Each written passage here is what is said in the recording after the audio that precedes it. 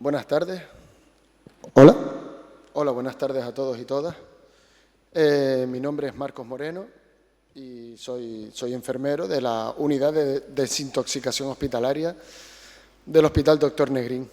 Y bueno, vengo a dar una charla sobre los cuidados de enfermería en las adicciones, ¿vale? Una charla así un poco general. Para orientarnos un poco cómo va a ser la ponencia, pues voy a tratar varios temas en los que lo divido en bloques. Un primer bloque donde daremos un marco conceptual y hablaremos de la definición de adicción y de drogas. Haremos una clasificación de las mismas, también nombraremos las sustancias más relevantes y comentaremos también sobre el policonsumo.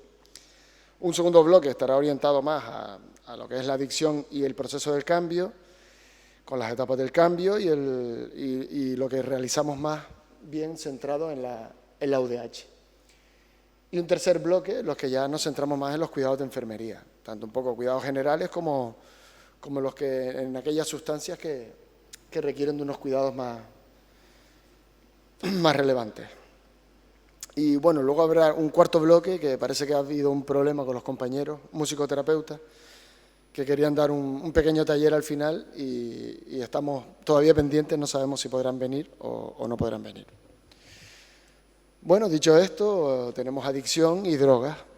Hay una definición más formal que da la Academia de la Lengua Española, pero la que más se acerca a una definición, digamos, más sanitaria es la que nos da la Organización Mundial de la Salud.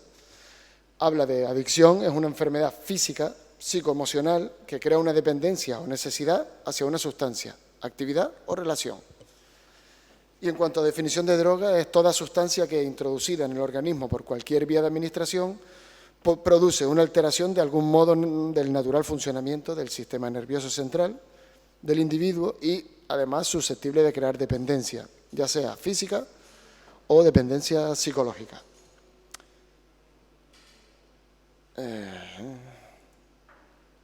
Bueno, un poco una clasificación general de drogas. Podemos decir que hay drogas depresoras que disminuyen la actividad del sistema nervioso central, alcohol, opiáceos, benzodiazepinas, hipnóticos. Hay otras que son, digamos, drogas estimulantes que estimulan la actividad del sistema nervioso central, que son anfetaminas, cocaína, cafeína, nicotina, y otras perturbadoras que modifican la actividad psíquica y alteran la percepción del estado de ánimo y del pensamiento, como LSD, cannabis, hongos, ketamina, ¿vale? Bueno, entrando en algunas de las más importantes, el alcohol, una droga depresora del sistema nervioso central que inhibe progresivamente las funciones cerebrales, afecta al autocontrol, aunque inicialmente produce una euforia y una desinhibición que se podría confundir con una que activa el sistema nervioso central, pero no es una droga estimulante, es una droga depresora. El alcohol contiene etanol, se obtiene a través de elementos de la naturaleza, tiene su origen orgánico, así que atendiendo a su elaboración podemos dividirlas en dos tipos. El alcohol fermentado, que exclusivamente a partir de la fermentación de alimentos, como uvas, cereales, algunos frutos. Y aquí la graduación alcohólica varía entre 1 grado y 14 grados, que ya sería hasta demasiado. Vino, cerveza, el sake japonés, todo ese tipo de bebidas. Hay otro tipo de bebidas que es destiladas o espirituosas que se obtienen por destilación de estos productos ya fermentados. Y lo que se busca es pues mayores concentraciones de alcohol y lo que le daría una mayor graduación. Siempre sería una graduación superior a 15 grados. Ron, whisky, vodka, incluso hay bebidas que pueden llegar a 80 grados como la absenta o alguna bebida de este tipo.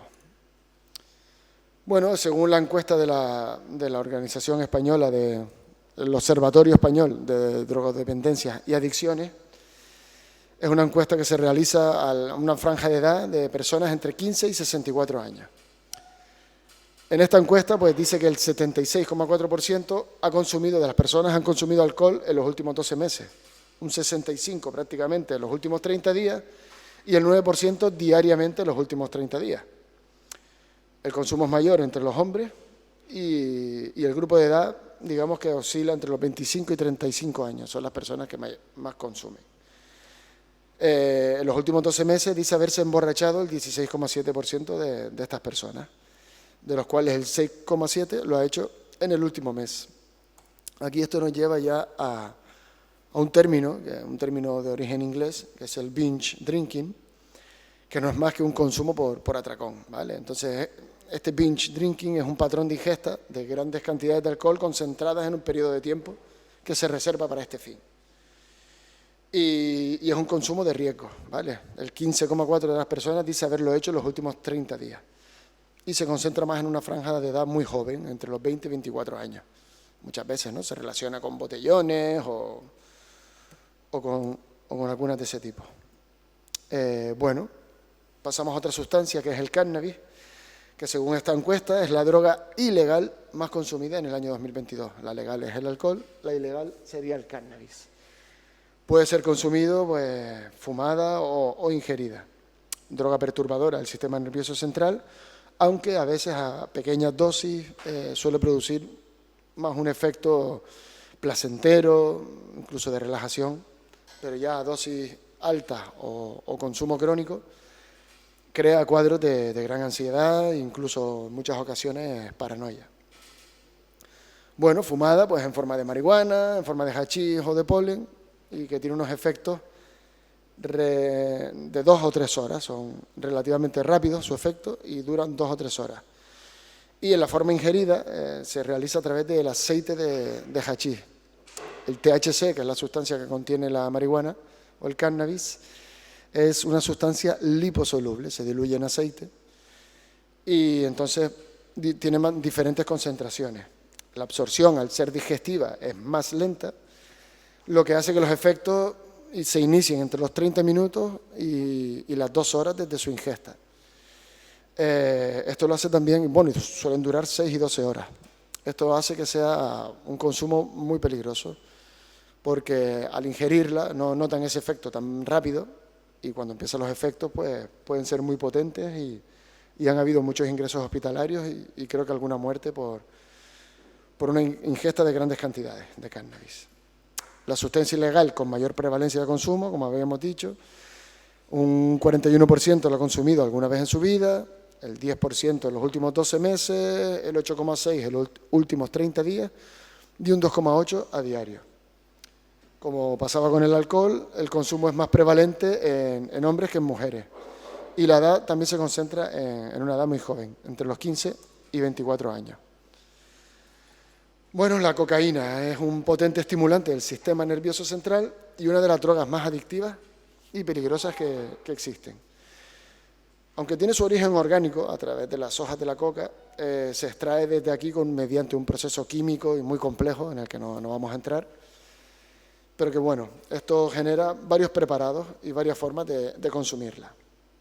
El más habitual es la cocaína en polvo, que se suele consumir aspirada, lo que se conoce como esnifada. Y en ocasiones también fumada, la introducen en cigarrillos, en forma de saque o chino, que suelen llamarle. Tiene unos efectos inmediatos y duran más o menos 2 o 3 horas. Es muy raro, pero en ocasiones también se suele usar inyectada, o la mezclan con heroína, le llaman, si no me equivoco, ropa vieja, o tienen varias nomenclaturas, pero bueno, la más habitual es la esnifada. Luego existe el bazuco o pasta de coca, aquí en España es muy raro encontrarlo, y es sulfato de cocaína, es como un residuo que queda de la preparación de la cocaína, y es más típico en Sudamérica. Bazuco, o a veces con S se dice, parece que viene de la basura de la cocaína. Pero bueno, aquí en España es muy rara. Y otra presentación es en forma de crack o cocaína base. Aquí en España se conoce también como jaco o boliche. Esta se consume fumada y su efecto es muy rápido, intenso y breve. Y es una sustancia muy adictiva que, especialmente aquí en Canarias, ha generado mucha problemática y mucha dependencia en muchas personas. Como datos estadísticos relevantes, un 12% lo ha consumido alguna vez en la vida, el 2,4% lo ha consumido en los últimos 12 meses, un 1,4 lo ha hecho en los últimos 10 meses y hay una mayor prevalencia también en hombres que en mujeres. Franja de edad de 25 a 34 años y curioso también que la edad de inicio es de 21,2. Esta edad ha bajado respecto a años anteriores, cada vez la consume gente más joven. Bueno, de la heroína y los opioides, decir que es un depresor del sistema nervioso central que interfiere en un sistema opioide endógeno, un sistema propio del cuerpo, que también es muy complejo y no vamos a entrar ahí, pero es una de las causas que lo haga tan dependiente a las personas de esta sustancia. Tiene su origen orgánico, viene del opio, que se extrae de una amapola, del Papaver somniferum, y se presenta como un polvo blanco, inodoro y fino, que, bueno, depende de cómo lo corten o cómo lo produzcan, puede presentar otro color o incluso otra textura. La heroína puede fumarse, puede inyectarse o inhalarse por la nariz, ¿vale? Las dos primeras vías son de acceso más rápido para el cerebro y son las que, por tanto, las que producen unos efectos más potentes. Luego del grupo, aparte de la heroína, del grupo de los opioides, podemos encontrar metadona, codeína, tramadol, fentanilo, que todos estos ya suelen ser preparados farmacológicos y farmacéuticos. Como datos estadísticos relevantes, un 0,6 ha probado la heroína alguna vez en su vida. El 0,1 lo ha hecho en el último año. Y con respecto a los analgésicos opioides con o sin receta, hay gente que los consume con receta o incluso en los hospitales, pero bueno, como dato estadístico, el 15,8 lo ha hecho alguna vez en la vida, 6,8 en los últimos 12 meses, el 4% en los últimos 30 días y como dato relevante, pues aquí las mujeres consumen analgésicos opioides con o sin receta mayor que los hombres, en una proporción mayor, a diferencia de las otras sustancias. Y también es más frecuente el consumo en grupos de edad más avanzado. Cierto es que también son personas que suelen tener tratamientos oncológicos o para dolores, que son gente que suele usarlo más frecuentemente. Bueno, y la benzodiazepina es un depresor del sistema nervioso central y son medicamentos llamados psicotrópicos y sintéticos, que no tienen su origen orgánico, que se usan en medicina para tratar problemas como el trastorno de ansiedad, estrés o insomnio. Se pueden administrar por vía oral, sublingual, intramuscular, inyectadas, intravenosas, ¿vale? Son drogas, medicamentos, ¿no? Pero que se usan como drogas, que siempre están bajo prescripción médica, aunque están muy difundidas por el mercado negro y se consiguen, de hecho no son tan complejas de conseguir. Flurazepam, diazepam, lorazepam, clonazepam, alprazolam, existen muchísimos formatos y muchísimas moléculas, ¿vale? Y formas de presentación.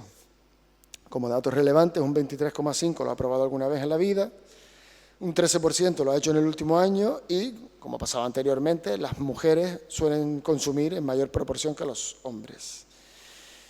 Y como también pasaba con esos medicamentos opioides, la franja de edad de mayor consumo es entre 55 y 64 años. También se da ahora hay toda una campaña del Servicio Canario de Salud sobre benzodiazepina. En este grupo de edad muchas veces pasa que como piensan que lo compran en una farmacia y se lo prescribe un médico, pues que no son drogas, pero muchos de ellos tienen una fuerte y potente adicción que genera este tipo de sustancias. Drogas hay muchísimas, no nos vamos a centrar en todas ellas. Diferentes formas de presentación, hierbas, pastillas, polvos, líquidos. Estas drogas son anfetaminas, ayahuasca, el poped, ketamina, éxtasis y un larguísimo etcétera bueno, de las cuales yo personalmente también muchas desconozco y a veces me sorprendo cuando me hablan de alguna nueva. Hay una cuestión que se llama el policonsumo, que esto se utiliza como un término para describir el consumo de más de una sustancia por una misma persona. El 15,5% de la población dice que nunca ha consumido ninguna sustancia, pero el 80% sí lo ha hecho, de los cuales un 44% prácticamente refiere a un consumo de una sola sustancia, pero un 41% declara consumo de 2 o incluso más sustancias. Como dato relevante, pues el alcohol está presente al menos en el 94,4% de estos policonsumos, al menos de 2 sustancias. y el cannabis en el 61,5% de los que consumen tres sustancias, de los cuales también está presente el alcohol y el tabaco. Vemos que son de las más habituales en el uso. Este policonsumo es más prevalente en hombres que en mujeres y en todos los grupos de edad. Y es algo que hace muchas veces complicada o más compleja la desintoxicación y la deshabituación. Bueno, ya he hecho un repaso sobre las drogas bastante básico, porque esto se puede ahondar muchísimo más. Entramos en lo que llamaríamos ya el siguiente bloque y hablaríamos del proceso de la adicción. Bueno, aquí querría agradecer a un psicólogo y terapeuta y amigo mío, Lluís Camino, un amigo de Barcelona, que él hace una explicación, la verdad que me parece bastante buena. Hay unas esferas grises, unas amarillas y unas rojas, ¿no?, en las que hay un uso, un abuso y se crea una dependencia. Me gusta que se explique así porque como que confluyen unas esferas con otras, no hay un paso muy claro o incluso hay veces que van y vienen en esas esferas. Bueno, se produce siempre, el proceso es igual, hay un primer consumo en el que me invitan, ¿no? Y luego ya empiezas a hacer un consumo ocasional en que ya repites y ya pues esto te va generando un hábito, ¿vale? Un hábito en el que ya empieza a gustarte. Tanto al inicio que se genera el hábito, que nace el deseo del consumo, como al final, que ya se empieza a hacer el abuso, ahí empiezan a hacer lo que llamamos la adicción, ¿vale? Entonces ya después del hábito pasaríamos a una etapa en la que ya se empieza con el abuso y vas pasando por una serie de fases, una adicción psicológica leve, una media y una moderada, ¿no?, en la que empiezas a consumir con frecuencia, luego esto te va llevando también a tener problemas con tu entorno por el consumo, tanto con pareja, familia, etcétera. Y luego se produce una adicción psicológica grave, en la que ya uno lucha por controlar el consumo, ¿vale? Y ya digamos que el proceso de la adicción finaliza con esa adicción psicológica y física, en la que ya uno no sabe parar, ¿no? Y ya digamos que ahí ya se genera esa adicción. Bueno, con respecto a las etapas del cambio, aquí tengo también un dibujo que mi amigo Lluís Camino me gustó mucho y quise compartirlo también con ustedes, ¿no? Esto, para este tipo de personas, es una carrera de fondo, ¿vale? En la que el tratamiento está lleno de una serie de obstáculos, no sé si pueden verlo, pero están los terapeutas, comunidades terapéuticas, los pisos, la familia, ¿vale? Y lo hace todo muy complejo para ellos. Y bueno, al final la meta sería, digamos, la recuperación. Dicho esto, y según el modelo trasteórico de Prochaska y Di Clemente, existe lo que llamamos las etapas del cambio. Son unas etapas en las que unos teóricos hicieron una teoría en la que parece que se cumple siempre este ciclo, ¿vale? En el que existiría primero un ciclo de precontemplación. En este punto la persona con adicción pues no vería que tuviera un problema, ¿no? Sería lo típico, yo controlo, esto no pasa nada, yo lo podría dejar cuando quiera, ¿vale? Sería esa etapa de precontemplación que es previa a este ciclo. Y el ciclo se iniciaría con la etapa de contemplación, ¿vale? Aquí ya empiezan a darse cuenta de que tienen un problema, de la magnitud de ese problema, y ya empiezan a querer buscar ayuda. Aquí es cuando tienen contactos con la UAD, piden ayudas a la familia e intentan buscar diferentes recursos. De la contemplación pasarían a la preparación, en la que ya aquí pues empiezan a desarrollar una estrategia para ver cómo podemos hacerlo, si vamos a empezar con una UDH, si iremos luego a comunidad terapéutica, ¿vale? Y a ver cómo pueden prepararlo, ¿vale? Y esta fase se caracteriza también porque se suele poner una fecha. Tipo, el lunes empiezo, ¿no? Como muchas dietas que hacemos. La dieta del lunes, pues, aquí también se suele fijar fecha. Bueno, luego pasarían a la etapa de la acción, que aquí es donde entraríamos la UDH. De hecho, yo muchas veces se lo digo a los mismos pacientes, que esa puerta roja que cruzan, ahí empieza la acción. Algunos previamente ya han hecho una reducción importante del consumo o incluso llevan unos días sin consumir, pero la acción empieza cuando uno ya abandona la sustancia. Luego hay una etapa de mantenimiento, en la que se suele decir que dura unos 6 meses, de mucha alerta, y Y aquí, pues ya aparte de la UDH, pues pasarían comunidades terapéuticas y diferentes procesos de terapia en las que hay un mantenimiento de 6 meses. Y luego, pues la idea sería, pues, lo que viene abajo, ¿no? Esas flechitas que pone esa salida permanente y romper esas cadenas, ¿no? que a muchos les tienen prisioneros. Pero bueno, esto no siempre se consigue y se pasa al proceso, digamos, de recaída. La recaída no hay que verlo como un fracaso en sí, es un proceso más, es una etapa más del proceso y nunca es en vano. El que ha tenido ya una recaída ya ha tenido un aprendizaje, ha sabido cuáles han sido sus puntos fuertes, cuáles han sido los puntos débiles y seguramente cuando inicien de nuevo el ciclo estarán mejor preparados. Bueno, tanto la etapa de acción como de mantenimiento y antes de la recaída, evidentemente, está lo que llamamos el craving. El craving es el deseo, lo que te lleva el deseo a consumir, es un término inglés que a mí personalmente pues también me gusta explicárselo a los pacientes de una forma que sea como más entendible, ¿vale? Aquí he creado un poquito un gráfico que me ayudará en mi explicación. El craving es ese deseo es muy fuerte, es muy poderoso y difícilmente podrán ganarle, ¿vale? Salen de la UDH, incluso cuando salen de las comunidades terapéuticas, terminan esa fase de mantenimiento y se sienten muy fuertes, ¿no? Yo tengo muchas herramientas, tengo mi casco, tengo mi escudo, tengo mi espada, mi armadura y yo puedo pelear con ese dragón y se creen muy valientes, pero los dragones no les vas a vencer nunca y ellos acabarán venciéndote a ti. Entonces me gusta explicar esto porque por muchas herramientas de afrontamiento que tengas para controlar ese craving, evítalo, ¿vale? Si tú giras en una esquina y ves allí al dragón, pues no vayas a pelear, date la vuelta y vete por otro lado. Cuando te suena tu teléfono, esa llamada, ¿no? Que te pone las orejas tiesas como un perro cazador, ahí te está naciendo el deseo. Entonces lo mejor es evitarlo. Si te encuentras con el dragón, pues intenta con tus herramientas batallar y huir lo más pronto posible. Bueno, aquí ya pasaríamos a la siguiente etapa, que ya entraríamos un poquito dentro de lo que serían los cuidados. Me gustaría hablar un poco del proceso, el proceso que tienen que pasar estas personas para abandonar el consumo.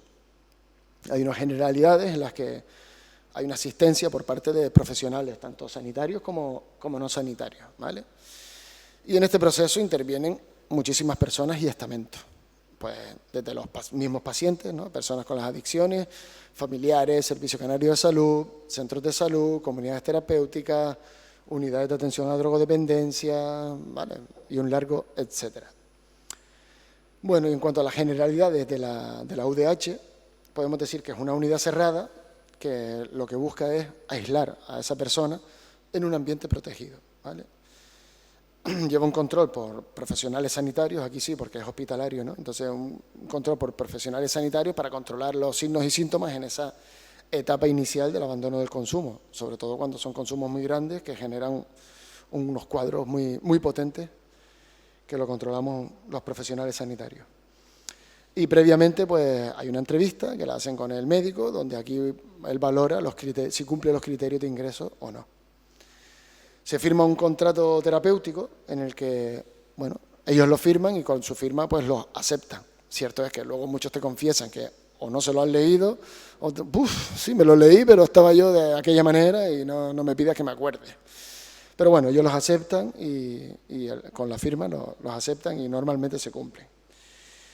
Y luego el alta pues se produce de forma terapéutica cuando finalizan su estancia en la UDH y tienen una alta médica. Se puede producir por alta voluntaria, cuando ellos creen que no es su momento y deciden abandonar, o por incumplimiento de las normas que hablábamos del contrato terapéutico. Para ponerles en situación un poquito cómo es la UDH en sí, pues bueno, es un servicio muy pequeñito, ¿vale? Que cuenta con, siempre está presente una enfermera y un técnico en cuidados de auxiliares de enfermería, un auxiliar de enfermería, que estamos 24 horas con ellos. Hay un médico responsable que viene con residentes de enfermería y de medicina, que hace esas valoraciones por la mañana y las valoraciones al ingreso. Un médico de guardia, localizado por las tardes y festivos y las noches. Y luego tenemos la figura también de terapeutas, tanto terapeutas ocupacionales como terapeutas musicales, ¿vale? Que vienen una vez por semana y los ocupacionales 2 veces por semana. Bueno, el espacio es pequeñito, tenemos unas habitaciones con unas zonas comunes, tienen comedor, sala de televisión y, digamos, el control de enfermería. Bueno, el ingreso en la UDH son pacientes con dependencia activa que, teniendo en cuenta que la no consecución de la abstinencia en régimen ambulatorio, precisen ingreso de la unidad hospitalaria. O sea, si ha fracasado haciéndolo, digamos, en domicilio, con seguimiento, ingresan en la UDH, aunque hay veces también que si son consumos muy, muy graves, directamente no lo intentan de forma ambulatoria, ingresan aquí.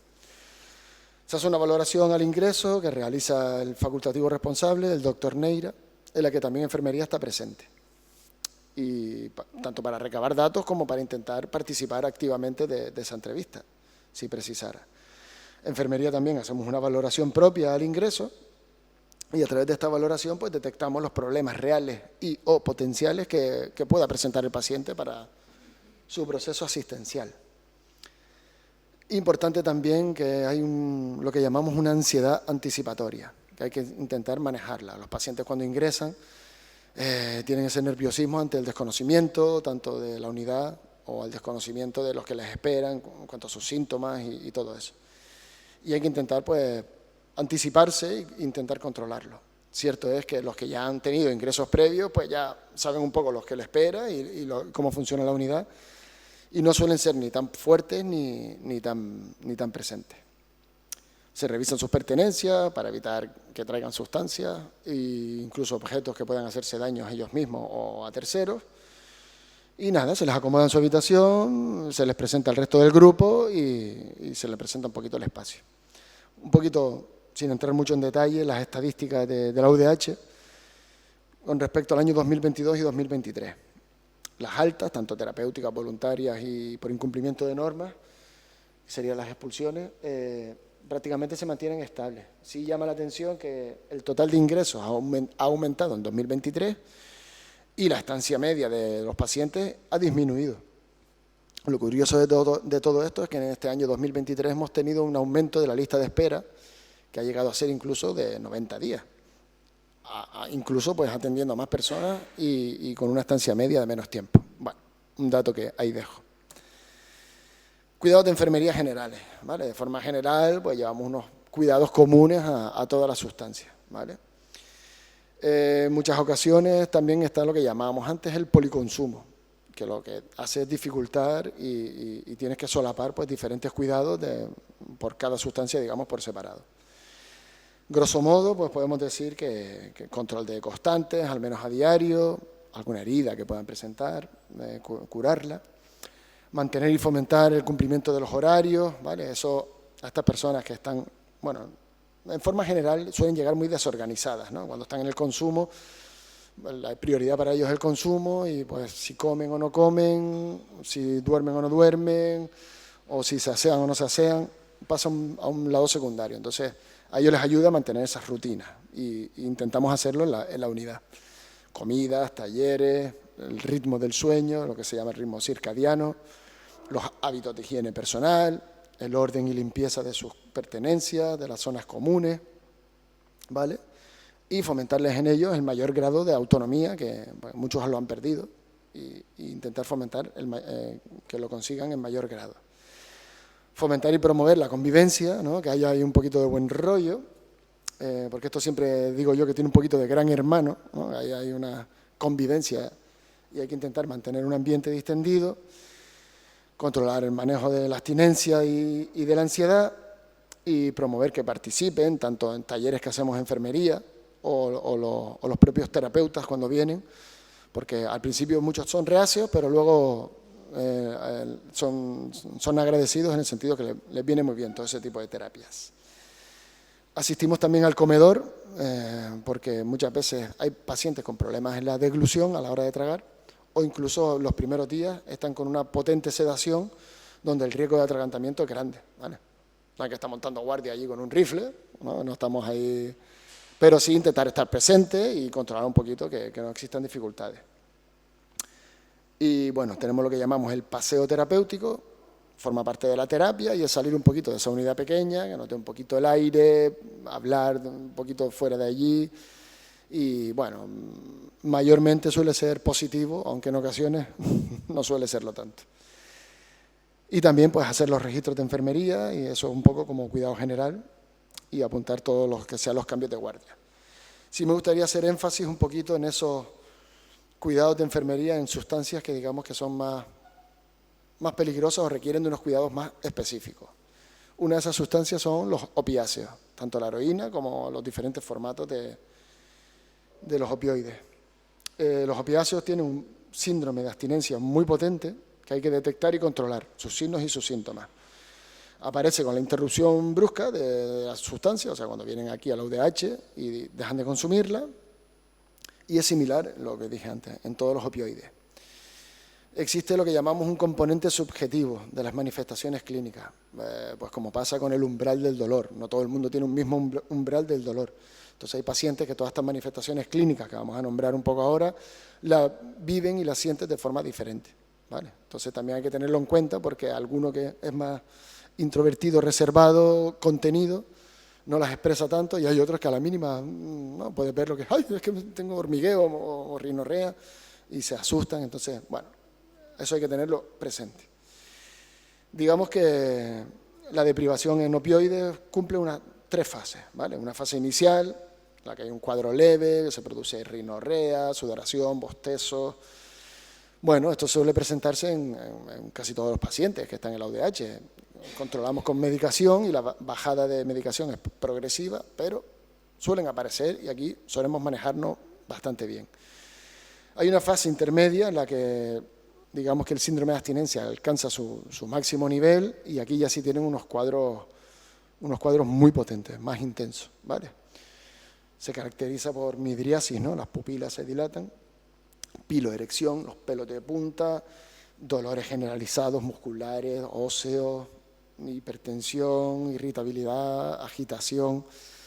Bueno, esta fase digamos que es la que intentamos en la unidad que no se alcance. Y aquí sí es verdad que ya intervenimos e intentamos controlar ya estos signos y síntomas que son más potentes. Pero aparecen, pero rara vez y siempre se suelen controlar bastante bien. Y hay una fase tardía, que esto ya sí es raro que se dé en la unidad, en la que tienen hormigueo de piernas muy fuerte, pueden cruzar con fiebre, cólicos abdominales, vómitos, diarrea. Incluso hay cuadros de gente que se han visto que tienen orgasmos o incluso eyaculaciones así espontáneas, por todo un poco ese cuadro neurológico que causa. Bueno, dentro de lo que son los patrones funcionales de enfermería, nombro un poco los más importantes, ¿vale? En los opiáceos hay que tener especial atención en la nutrición, ¿vale? Controlar el peso y el aspecto general, ¿vale? de las personas. Muchos vienen muy desnutridos y hay que intentar que recuperen todo ese peso y esa nutrición, ¿vale? Esto lo hacemos pues a través de respetando su dieta y sus preferencias, evidentemente, y manteniendo ese equilibrio nutricional electrolítico. Y luego controlar que esa comida se la coman y que no hayan dificultades, porque a lo mejor le ponemos un tipo de dieta que no se la está comiendo y resulta que porque no tiene piezas dentales y le estamos poniendo un filete duro que no se lo puede masticar. Entonces, pues, oye, intentar controlarlo y ver que si se le puede cambiar la dieta, podrá comer mejor y recuperarse mejor. En cuanto a la eliminación, asegurar hidratación oral, identificar su patrón, ¿no? Que hay gente que suele ser más estreñida, menos estreñida. Y si existe diarrea, pues a través de la dieta controlar, ¿no? Dieta astringente o cuando están estreñidos asociarle pues ensaladas y alimentos en fibra que les ayuden a las deposiciones. También se pueden administrar laxantes o incluso enema. En la movilización, pues es importante identificar su patrón de actividad de ejercicio físico, ¿vale? Porque hay personas que han hecho más deporte y son más fuertes y hay otras que, bueno, no han hecho tanto deporte y son más débiles. Porque luego elaboramos muchas veces un programa de ejercicios suaves. Suelen ser estiramientos y ejercicios de flexo-extensión, pero que claro, no es lo mismo lo que decía para una persona deportista que para alguien que no lo es, adaptarlo. En cuanto al sueño y el reposo, respetar los horarios de sueño, prevenir de sueño muy largo durante el día, que luego las noches pues, tienen mayor dificultades, explicar cosas que pueden ayudar o interferir en el sueño. esa actividad física de la que hablábamos, porque no se pongan 1 o 2 horas antes a hacer flexiones antes de dormir, ¿no? Que eso activaría ese cuerpo, controlarlo también. Y ofrecer técnicas de relajación, música suave, lectura, frente muchas veces a televisión y eso, aunque es difícil que lo consigan. Y bueno, controlar la medicación, eso evidentemente. Higiene y autocuidado personal, determinar las actividades de aseo y cuidado personal, motivándole a que ellos lo hagan, ¿no? Incluso ayudar a quien lo necesite. Los primeros días suelen venir muy deteriorados y no solo pedirles que lo hagan, sino ayudarles a que lo consigan, porque a lo mejor lo pueden hacer, pero de una forma que no del todo buena. En cuanto a seguridad, pues transmitir la conveniencia de un ambiente relajado y distendido, que haya buen rollito en la unidad, ayudarles a canalizar la energía y que ellos mismos identifiquen su ansiedad y favorecer la expresión de sentimientos, ¿vale? A través de la escucha activa.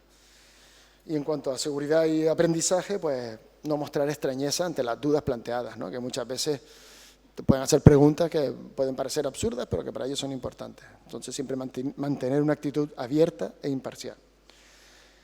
Ya conforme pasan los días, ayudarles a identificar los recursos con los que disponen, ¿vale? Si tienen apoyo familiar, si cuentan con una vivienda, si tienen trabajo, ¿vale? Recursos económicos, y buscar la forma más eficaz de usarlos en su favor.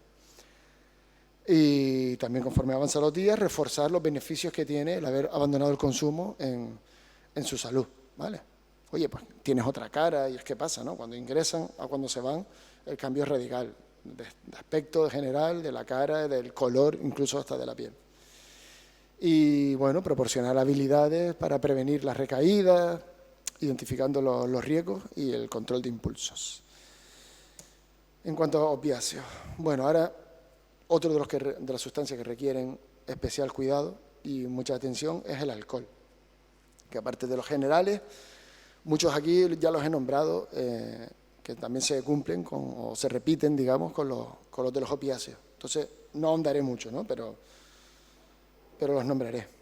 Bueno, decir que del alcohol existe lo que llamamos el síndrome de abstinencia con delirio, que aparece con la interrupción brusca del alcohol. En ocasiones también puede aparecer en consumos excesivos con una reducción brusca, ¿vale? Aunque consuman en pequeñas cantidades, puede aparecer.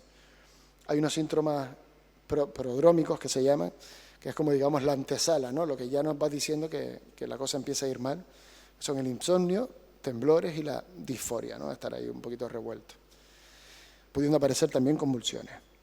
Y la triada clásica, o sea, el cuadro clásico que se cumple en los pacientes que dejan el alcohol, se produce con una obnubilación, ¿no? Empiezan a tener despistes, empiezan a estar erráticos, alucinaciones, ¿vale? Muy vívidas en cualquier modalidad sensorial y un temblor ya muy intenso. El cuadro evoluciona y suele aparecer más frecuentemente entre las 48 y 72 horas, entre el segundo y el tercer día, ¿no? Yo siempre suelo decir que ahí se produce una bifurcación en este tipo de pacientes. El que le empieza a ir mal aquí entre el segundo y el tercer día, lo más probable es que le vaya mal, y el que le empieza a ir bien sus síntomas, lo más probable es que le vaya bien. Pero ahí está ese periodo ventana que hay que hacer una vigilancia muy estrecha. Pueden aparecer ideas delirantes, ¿no? El famoso delirium tremens y alucinaciones muy potentes.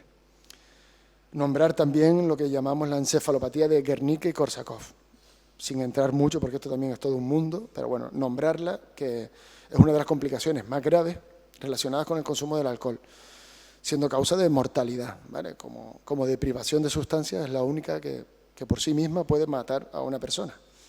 Se produce por un déficit de vitamina B1, que no vamos a ahondar en ella, y la mayoría de personas que inician con un Wernicke desarrollan un Korsakoff, por eso suelen ir unidas. Se inicia con nistagmo, que es un movimiento de las pupilas así rápido y corto, parálisis de la mirada, marcha atáxica, confusión mental, somnolencia, ¿vale? Eso ya sería un cuadro que empieza a ser grave. Posteriormente aparece un síndrome amnésico, confabulatorio, desorientado, van perdidos por la unidad. Una vez aparece el síndrome de Guernica, la recuperación es incompleta en un 40%, y si no se trata, la mortalidad puede ser de un 15 a un 20%. Por eso mucho ojo a esos centros que dicen, bueno, vamos a quitarlo a pelo o de forma ambulatoria, porque si aparecen estos síndromes pueden ser muy peligrosos. Y cuando aparece el Korsakoff ya prácticamente son persistentes los síntomas en este tipo de pacientes. Bueno, en cuanto a los cuidados, los mismos que dije antes, no voy a tampoco ser tan repetitivo. Entonces podemos decir que la nutrición, controlar la nutrición, aunque muchos vengan gorditos, suelen estar malnutridos, ¿vale? Entonces que tengan una dieta equilibrada y completa. Y aquí dentro de la nutrición muy importante suplementar con esas vitaminas y minerales, ¿vale? Que solemos tener por protocolo, inyectarlas de forma intramuscular, bueno, según la medicación que paute el médico. En cuanto a la eliminación, lo mismo, hidratación oral, el patrón de cada persona, identificarlo, pero muy importante, si hubiese estreñimiento o dificultad para defecar, aumentar el consumo de fibra y valorar la administración tanto de laxantes como de incluso de enemas, ¿vale? Las deposiciones deben ser diarias, se eliminan a través de las deposiciones la mayoría de los tóxicos que se acumulan en el cuerpo. Entonces, muy importante, deposiciones diarias. La movilización, un poco lo mismo, el patrón de actividad de ejercicio, una serie de ejercicios suaves que ellos puedan practicar y, importante, controlar la aparición de inestabilidad en la marcha, ¿vale? Un signo también de complicación. Empiezan ellos a tener como un mareo, yo siempre les digo que parece que van en el Fred Olsen ahí para Tenerife, ¿no? Con ese vaivén, que es un signo bastante claro y evidente cuando aparece. Sueño y reposo, un poco más lo mismo, pero tener especial atención que este tipo de pacientes suelen tener lo que llamamos una inversión del sueño, ¿vale? Que durante el día están con somnolencia todo el día y por la noche están trasteones, que llamamos. Entonces, en la medida de lo posible, o a los primeros días vienen muy deteriorados, se le puede permitir, pero conforme avanzan los días, sobre todo ese segundo o tercer día, controlar el descanso diurno en la medida de lo posible para favorecer su descanso nocturno y, bueno, control de medicación y todo lo que comentamos antes. Higiene y autocuidado personal, pues lo mismo, que estén bien aseados y reforzarles a que lo hagan ellos mismos. Muchas veces se deterioran bastante y ellos mismos tienen que fomentarles que recuperen esa independencia y autonomía. Y vigilancia neurológica en esas 72 horas, importante. El control del temblor, incluso del flapping. El flapping es un signo neurológico que es como un aleteo, viene del inglés flapping. Es un aleteo, se puede forzar al paciente a ver si lo tiene, haciendo una hiperextensión de sus brazos con una flexión de las manos. Y suele aparecer como un aleteo así que realizan ellos, con las manos se van hacia adelante, y es un signo neurológico de mal pronóstico también. Bueno, en la seguridad y aprendizaje, pues no mostrar extrañeza, ser empático, escucha activa, una actitud abierta e imparcial, lo mismo que comentábamos antes. Reforzar todos esos puntos fuertes que tengan de apoyo en el exterior y reforzar los beneficios positivos que tienen su salud, como han hecho un cambio en pocos días del abandono de la sustancia. Bueno, en cuanto a las generalidades del alcohol, importante recalcar que la dependencia es una de las adicciones que puede presentar un síndrome de abstinencia de alta gravedad. Se deben prevenir distintas complicaciones orgánicas identificando esos signos y síntomas de alerta. Los pacientes que requieren ingresos en plantas de hospitalización clínica, de medicina interna o incluso a veces la UCI, son pacientes de desintoxicación alcohólica. Los que vienen por heroína, cocaína o por diferentes sustancias, nunca, en todos los años que yo tengo de experiencia, a no ser que sea por otra causa, nunca cursarán un ingreso en una planta clínica. Son simplemente los de alcohol, ¿vale? O sea que nos da una visión de la gravedad. Y en la medida de lo posible se deberá alojar este tipo de pacientes en habitaciones cercanas al control de enfermería, ¿vale? Para tener una vigilancia más estrecha. La logística a veces lo impide, pero bueno, como está ese periodo de 48, 72 horas, si ves que le va yendo bien, bien, pero si ves que empieza a ir mal, hay que hacer lo posible o mover camas para tenerlo muy cerca del control de enfermería para hacer una vigilancia estrecha. Bueno, y a modo general también me gustaría explicar algo que le suelo explicar yo a los pacientes. He intentado a ver si, mediante un gráfico, a ver si lo puedo explicar aquí. Está un poco basado en la pirámide de las necesidades de Maslow, ¿no? Lo que eso se explica de una forma jerarquizada o vertical, que no me gusta tanto, y me gusta explicarlo de una forma así más horizontal. La persona está en el centro, ¿no? Cada uno estamos en nuestro centro y somos el eje que todo lo mueve, toda nuestra vida y todo nuestro mundo. Lo más pegado a nosotros son nuestras necesidades básicas, como comer, dormir, ¿no? Luego va habiendo unas necesidades personales de estabilidad emocional, autocontrol, autoestima. Un poquito más allá va girando, ¿no? Ya las relaciones personales, familiares, laborales, de ocio, y ya en una esfera más lejana, digamos, ya esa esfera social general, donde está el autorreconocimiento, el éxito, el respeto, ¿no? Que tienes por los demás. Entonces, esto es, digamos, una persona sin consumo y sin adicción. Cuando una persona entra en el consumo o la adicción, esa persona abandona su centro. Su centro ya no está ocupado por él, está ocupado por el consumo.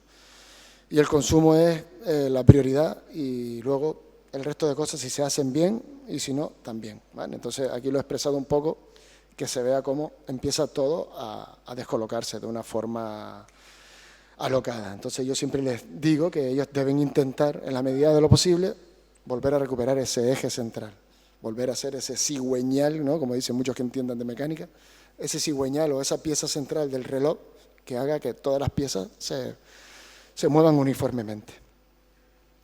Bueno, dicho esto, lo que es la ponencia aquí un poco termina, aunque ese cuarto bloque del que hablaba, los compañeros terapeutas musicales querían compartir con nosotros un poquito una terapia de las que hacen, y me pareció una genial idea hacer una pequeña muestra. Entonces, dicho esto, pues aquí tenemos al compañero Edgar, que cuando él quiera puede venir y enseñar esa pequeña muestra. Bueno, gracias a todos por su asistencia.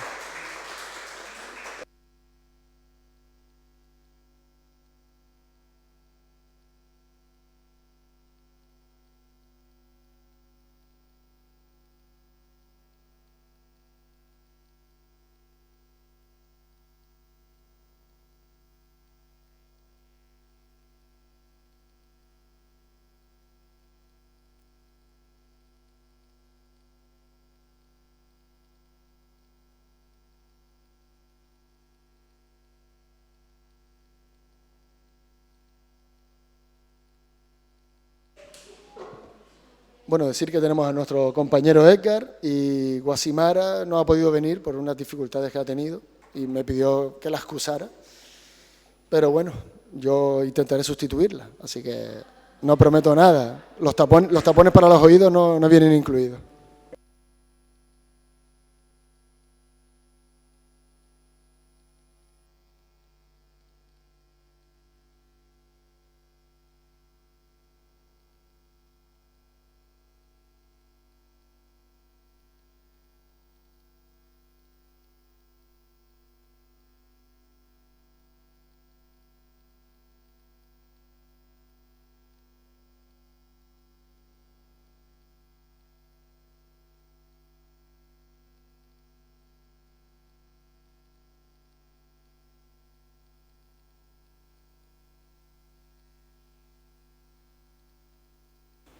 Mira que me lo dijo. Empezamos.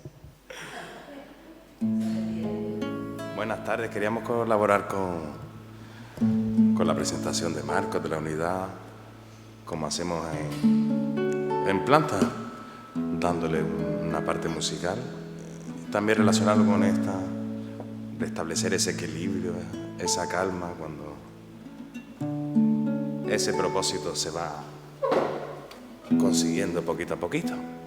Les mostramos el océano, que lo usamos mucho. Imita muy bien el sonido del mar.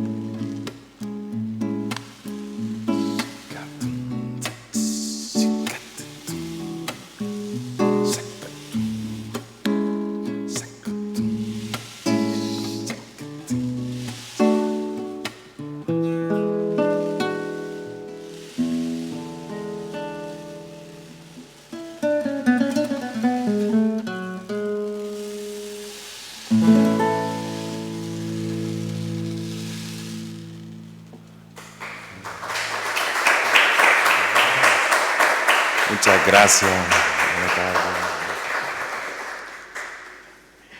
Gracias a todos y todas.